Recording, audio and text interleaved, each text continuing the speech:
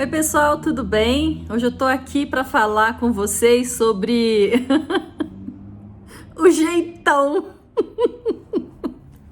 do interagente de aromaterapia. Não tem aquela coisa assim que a gente fala, não, a pessoa tem um jeitão. Então, o interagente, né? Enfim, nós chamamos de interagente, tá, turma? Nós não chamamos de paciente aqui, nós chamamos tudo de interagente. Então, o interagente de aromaterapia tem um jeitão. E aí é sobre esse jeitão que eu quero falar com vocês. Mas antes eu quero fazer um pequeno preâmbulo. Muito bem. Quando os meus meninos eram menores, né? E eu já conhecia a aromaterapia, mas eu não tratava as crianças com aromaterapia, não. Eles iam na base da homeopatia mesmo, né? E eu sempre tive, assim, pra mim, que 50% do tratamento de homeopatia era a pachorra que a mãe tinha pra ficar aí pingando gotinha na boca do neném a cada 10 minutos, levando o glóbulozinho pro neném tomar a cada 30 minutos, né? E aí é engraçado porque entre mim e meu marido eu tenho muito mais paciência para homeopatia do que meu marido, porque exige uma certa disciplina, né? Você ser paciente de homeopatia. E aqui eu não tô querendo discutir validação científica de homeopatia, não, tá? Pelo amor de Deus, cada macaco no seu galho. Então eu sempre achei que, de fato, que assim, a homeopatia tinha 50% da sua resolução positiva. Claro, tem o decurso natural da doença. Já tô eu entrando na questão da comprovação científica ou não, nos vieses, enfim. Mas o fato da gente estar lá, né, dando homeopatia para os filhos, ajuda bem. E aí, outra coisa também que sempre me chamou a atenção é porque eu sempre me dei muito bem com a homeopatia e meu marido nunca se deu bem. Muito por conta de uma questão de temperamento mesmo. Porque a homeopatia exige essa coisa, né? A mesma terapia floral, de você parar, colocar as gotinhas na boca, aí não deixa o frasco perto do computador, aí negócio de espera meia hora para escovar o dente, tem aquelas coisas de homeopatia. E aí meu marido sempre se encheu muito o saco de fazer homeopatia e no final das contas ele sempre foi pro medicamento alopático. Óleo essencial ele usa, mas é porque eu deixo pronto. Enfim. E aí, então, isso sempre me chamou muito a atenção, porque o que a gente mais vê na clínica aromaterapêutica é gente não fazendo protocolo, né? E aí, eu até aprendi uma vez uma expressão com a Lecale, que foi a professora que me iniciou em aromaterapia quando eu era pequena lá em Barbacena. E ela dizia o seguinte, né? Que os óleos essenciais não podem ser uma terapia distante. O que quer dizer uma terapia distante? Uma terapia longe, distante, que você não usa nunca, mas também uma terapia de-estante, porque os frasquinhos ficam tudo lá no armário, na estante, e a gente nunca usa. E aí a gente percebe mesmo que tem muitas pessoas que buscam o tratamento aromaterapêutico, mas acabam que não fazem a inalação as suas 3, 4, 5 vezes por dia, não aplica o óleo essencial topicamente 2, 3 vezes ao dia, seja lá o que for, né? Ou então começa a fazer injeção, aí a hora que sabe que tem que colocar o óleo na cápsula, pingar o óleo graxo, fala, isso aí não é pra mim, não tem como fazer uma coisa mais simples? Então o jeitão do interagente de aromaterapia exige uma certa disciplina. Se bem que eu acho que tudo meio que precisa numa disciplina. Então, assim, você também quando está tomando um medicamento alopático também precisa de disciplina, mas na aromaterapia isso é crucial. Só que, além de disciplina, eu tenho a impressão de que o interagente de aromaterapia, ele é um pouco também, assim, metódico, sabe? Ou talvez ele seja um pouco mais paciente, dele mesmo preparar o seu próprio blend, a sua própria sinergia, a sua própria diluição para utilizar, ou mesmo que ele receba tudo isso pronto do seu aromaterapeuta. De qualquer maneira, em algum momento ele vai ter que parar o dia dele para inalar os óleos essenciais e voltar o olhar para dentro de si, trabalhar essa questão da consciência, da respiração, a autoobservação, a autopercepção. Muito bem. Dito isso, eu realmente acho que a aromaterapia não é para todo mundo, Mas aí antes que os chatos de plantão já venham dizer, ah, então é por isso que não funciona, que você tá querendo dizer, aí fica muito fácil, você vai dizer que a aromaterapia não funciona porque a pessoa não tem perfil para ela. Não, meu amor, eu não quero dizer isso não, mesmo porque se você parar para pensar, a alopatia convencional também não é para todo mundo. A alopatia convencional às vezes também não funciona com todo mundo. Você pega, vamos pegar uma coisa simples, anticoncepcional, né? Anticoncepcional. Então você tem o anticoncepcional de uso oral diário, e aí tem um monte de mulher que esquece de tomar e chega e fala o seguinte: ah, não, pra mim não dá certo. Me dá logo, aí deixa eu colocar o Mirena, ou então deixa eu colocar o DIU, porque daí eu não esqueço de tomar. Não tem uns negócios assim? Então é o seguinte, essa coisa de perfil tem em todas as áreas, não é uma exclusividade da aromaterapia não. E tanto é verdade que uma das preocupações que existem sempre é, nas áreas de saúde, de ver se a pessoa está fazendo tratamento, porque o povo esquece de fazer, não faz. Agora, na aromaterapia isso é pior ainda, é mais crucial, porque a gente não está falando de simplesmente tomar um comprimido que você enfia na boca, ingere um golão de água e acabou-se de manhã, e você tem as outras 24 horas e 59 segundos, 23 horas e 59 segundos do teu dia para esquecer desse negócio, né? Mas não, nós estamos falando de um trem que você vai ter que fazer, vai ter que ter a pachorra de parar, pingar a gota no lencinho de papel, ficar inalando, fechar os vossos olhinhos, ficar lá pensando na sua vida, no que você fez de errado, no que você pode fazer de bom, nas suas qualidades, nos seus defeitos, 3, 4, 5 vezes por dia. E realmente isso não é para todo mundo. Além do que, a aromaterapia, embora ela tenha alguns efeitos imediatos, principalmente no que se a gente estiver falando da função olfativa, ou então se a gente estiver falando, por exemplo, de uma analgesia tópica por calor ou por frio, tem coisas que é muito rápido na aromaterapia, mas via de regra não é, né? Via de regra é um tipo de protocolo cujos benefícios serão sentidos no médio e no longo prazo, né? Via de regra é assim que funciona. E tem gente que não tem a menor paciência para isso, né? Tem gente que, ao menor sinal de algum tipo de distúrbio orgânico, já enfia um remédio na boca, ou então já quer logo acabar com aquilo e pronto, acabou.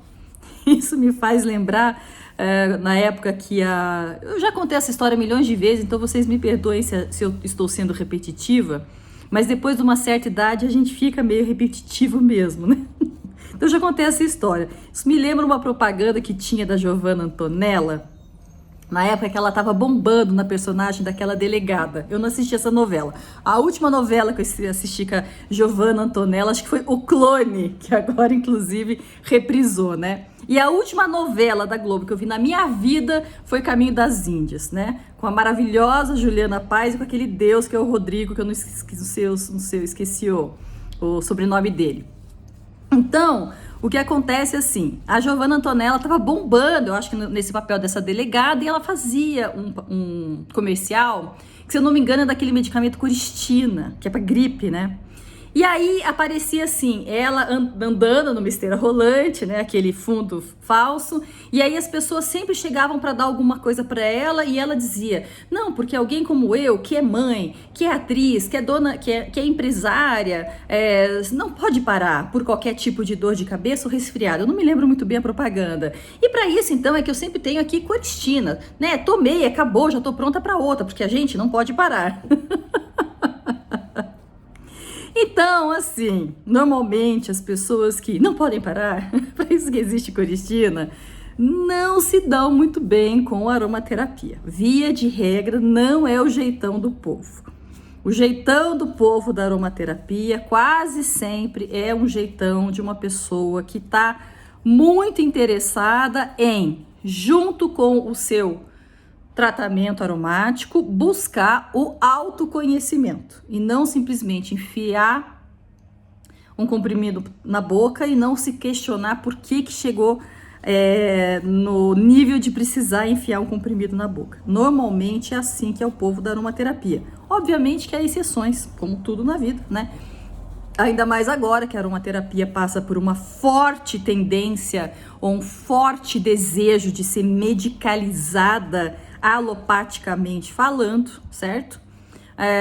Mas, via de regra, enquanto prática integrativa, né, complementar de saúde, ela exige esse jeitão mesmo, uma pessoa que está buscando não apenas o alívio de seu sintoma, né, talvez alguma resposta no nível orgânico, mas está muito interessada no autoconhecimento. E o que a inalação, principalmente dos óleos essenciais, o que aquele momento de autocuidado significa e tem potencial de ressignificação dentro da sua vida. Por isso é que eu acho que a aromaterapia não é para todo mundo.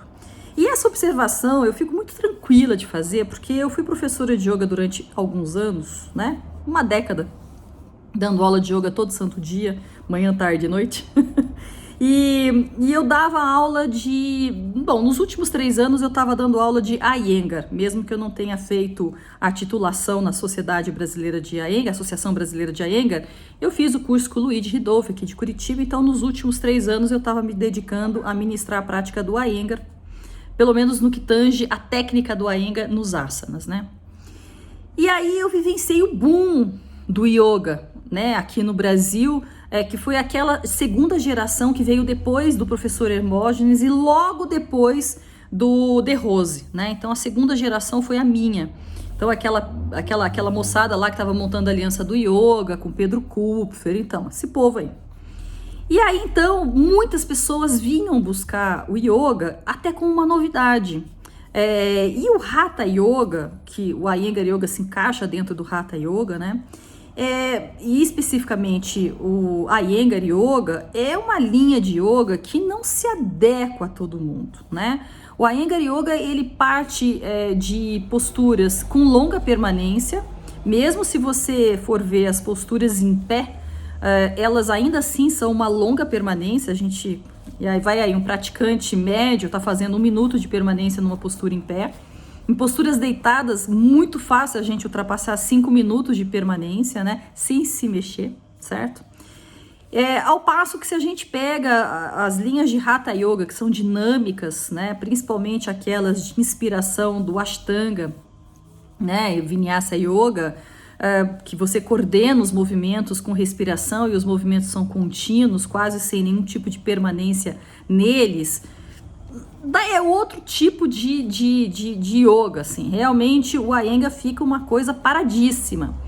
E aí as pessoas vinham fazer aula experimental no meu estúdio e algumas adoravam e outras achavam aquilo tremendo pé no saco. Fora quando não vinha o povo que já tinha experimentado, por exemplo, Kundalini, que é um outro tipo de yoga também, que leva muito foco nas práticas respiratórias, a própria técnica do Shivananda Yoga, que você respira, faz asana, vai para Shavasana, respira, faz asana, vai para Shavasana. Então eu comecei a observar que tinha um certo tipo de praticante que não ia se adequar ao tipo de yoga que eu dava. E quando eu comecei a perceber isso, eu comecei a parar de ficar na neura de que o problema era eu enquanto professora, mas era a pessoa que não tinha nada a ver com o tipo de yoga que eu fazia. E aí teve uma época que eu também me inventei eu sempre gostei muito de aeróbica, de dançar, não de correr, detesto correr, tenho pavor de correr. Andar eu gosto, mas aeróbica com dança eu sempre gostei.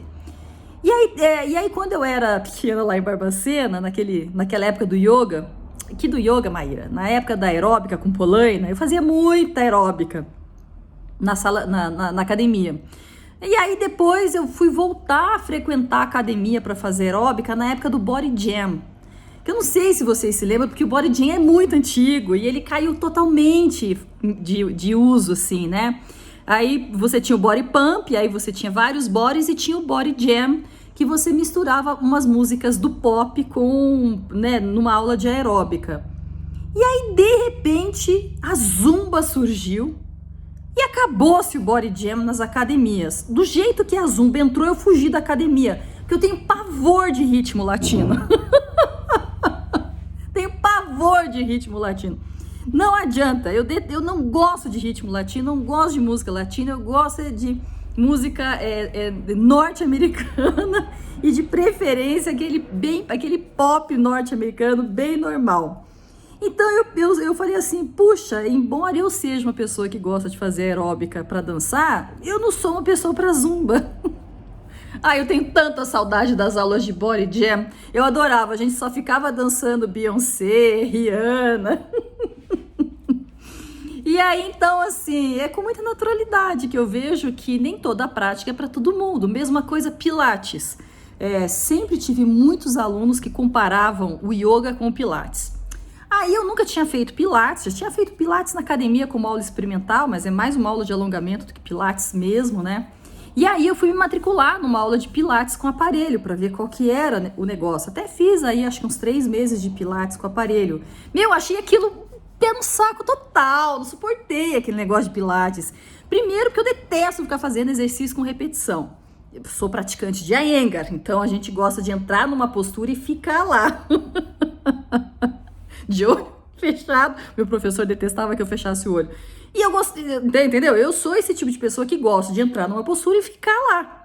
E aí o Pilates vem com aquele negócio de repetição, e aquilo me dava um nervoso absurdo de ter que fazer repetição. Fora que eu gosto de aula com silêncio, né? E aí numa sala que você tem pelo menos 3 pessoas no Pilates, o silêncio não é pressuposto, como numa aula do yoga, né? No yoga tá todo mundo de boca fechada, no Pilates tá todo mundo conversando, falando do que fez no final de semana, a reforma que tá fazendo em casa, o que vai comer de noite. Então, por mais que o Pilates seja maravilhoso enquanto técnica, não é pra mim. Portanto, eu acho que é tranquilo se a pessoa descobrir que aromaterapia não é pra ela, tá tudo certo. Agora, a gente, enquanto aromaterapeuta, eu acho que quando chega alguém para fazer consulta, ou talvez antes, se você tiver oportunidade de conversar com essa pessoa, tipo, trocar umas ideias no Zap, vale a pena perguntar, né? Escuta, você gosta de parar para cheirar óleo essencial?